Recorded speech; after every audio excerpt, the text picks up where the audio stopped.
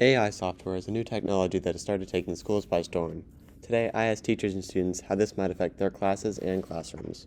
Cheating is passing off your own work, but passing off someone else's work as your own work. In my eyes, taking a AI to write something for you is not anyone else's work, but it is not your work. So the action of using an AI to write something for you is cheating. When a student uses one of the AI programs to turn in an assignment that is based on their own ideas, to me that's an abdication of their educational ethics. Well, when I found ChatGPT for the first time, I realized it actually does a pretty good job of explaining concepts, but it does hinder the actual learning experience when you use it to do work for you.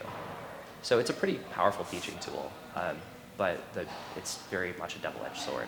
In the cases of summarizing large texts, it is not technically cheating, and it is, I think, should be encouraged because there's a lot of academic texts that can be very difficult to read, and so by using the AI to summarize it, it makes it easier for everyone to understand it. If an assignment is supposed to be based on their own ideas and their own thoughts, then I think, since I can't detect it, I think what we're going to find is students are going to have to be more accountable for what they want out of their own education.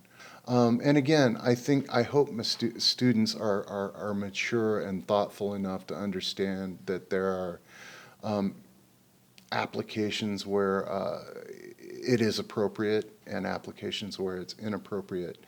I think it is harmful to the general student body due to the fact that in the end you are not learning how to write, and so if you don't know how to write, then you can't write at all in the real world, and that's kind of the main goal of taking an English class and any class in general is learning how to do something in the real world. I think it's absolutely detrimental.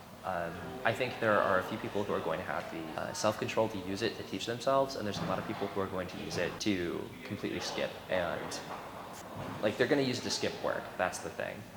It seems like that whenever you have an issue like this, and you treat something as criminal and you try to detect something, the thing that creates is always a step ahead of the thing that's trying to catch it. So I really don't think that developing a better way to detect it is a sound long-term strategy.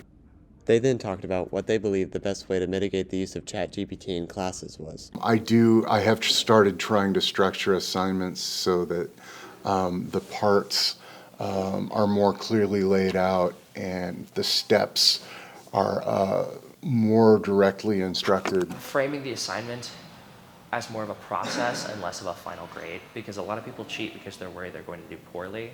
If you frame it less as a pass-fail system and more as a learning experience, fewer people are going to feel the need to cheat.